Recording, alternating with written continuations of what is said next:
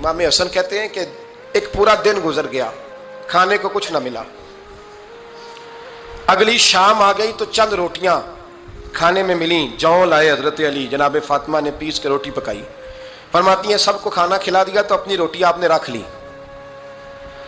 जब आप खाना खाने लगी, खाने पर हाथ ही रखा था कि दरवाजे पर किसी ने सदा दी। तो कहते हैं बोलने वाले के लफ्ज बड़े अजीब थे, जिसने सदा दी ना उसके लफ्ज बड़े अजीब थे। कहने लगे और रसूलुल्लाह की बेटी, मैं 2 दिन से फाके में हूं, तो मुझे पता है इस घर से रोटी जरूर मिलेगी।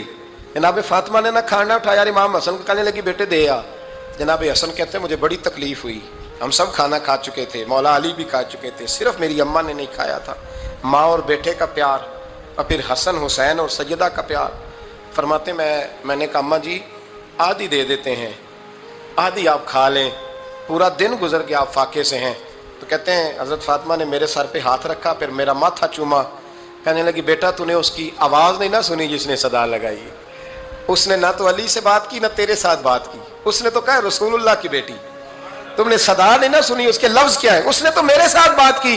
और फिर फरमाया बेटे मैं 1 दिन से फाके में हूं, वो 2 दिन से फाके में, मेरा 1 दिन गुजारा और हो जाएगा उम्मत के साथ। एक दिन ना एक नबी पाक की बारगाह में एक शख्स आया, उसने कलमा पढ़ा, कबीला बनु सुलैम